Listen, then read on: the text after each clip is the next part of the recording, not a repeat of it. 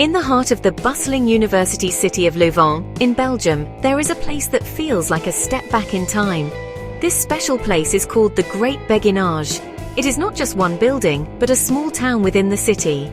Imagine walking through a modern street and then turning a corner into a quiet world of old houses, stone bridges, and green spaces. The Great Beguinage is a peaceful escape, a labyrinth of narrow cobblestone streets where the noise of the city seems to fade away. Here, the River Dyle flows gently through the area, dividing into two streams that add to the calm and picturesque atmosphere of this historic site. So what exactly is a beguinage? It was a unique community created for women. These women were known as beguines. They were religious women who wanted to live a life devoted to God, but they did not want to become nuns and join a strict convent. Beguines did not take permanent vows, which meant they were free to leave the beguinage if they chose to. For example, to get married. They lived together, supported each other, and dedicated their lives to prayer and helping the poor and sick in the wider community. This provided a safe and respectable alternative for women, especially widows or unmarried women, who sought a meaningful and independent life. The Great Beguinage of Leuven is one of the largest and best preserved examples of its kind in the world. It covers a vast area of about 3 hectares, which is like having several city blocks dedicated to this historic community. The entire area is enclosed, which was typical for beguinages, creating a sense of a private and protected world. Today, the Great Beguinage is a UNESCO World Heritage Site. This special recognition was given in 1998 because of its unique architecture and its importance as a witness to the tradition of the Beguines in Northern Europe. It stands as a remarkable example of a planned community from the Middle Ages. The site is not a museum frozen in time, it is a living part of Leuven. The university now owns the buildings and uses them to house students, professors, and international guests.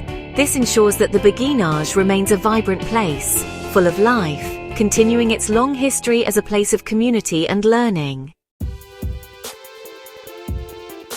The story of the Great Beguinage of Leuven begins a very long time ago.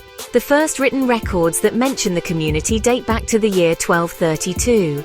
However, it is likely that a group of women was already living here even before that date. The community was founded outside the old city walls of Leuven, in a marshy area near the river. This location provided both water and a certain degree of isolation. The community grew quickly, and by the end of the 13th century, it was a well-established and thriving religious community.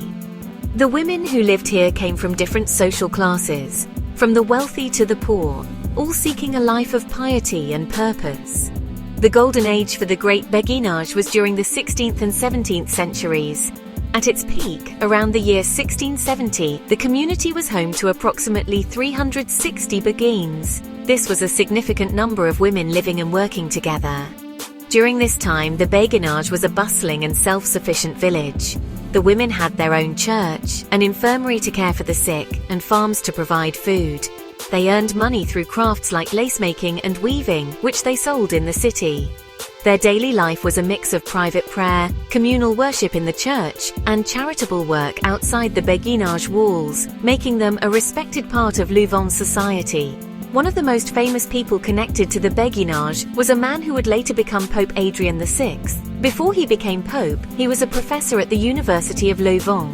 In 1521, he was appointed as the spiritual director for the Beguines. He took a great interest in their welfare and the spiritual life of the community. The Beguinage even had its own parish church, dedicated to St. John the Baptist. It was the heart of their spiritual life. The architecture of the Beguinage tells us a lot about the lives of the women who lived there. The houses are built in a traditional style, using local sandstone and red bricks.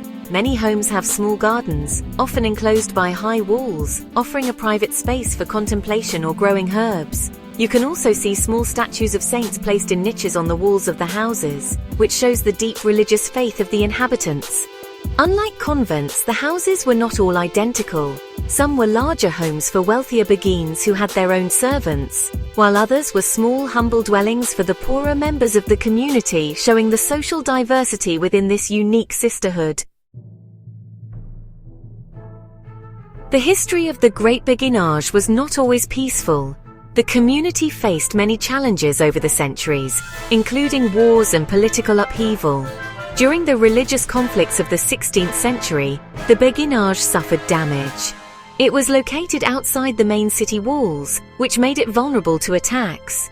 Despite these dangers, the community of Beguines persevered, rebuilding and continuing their way of life.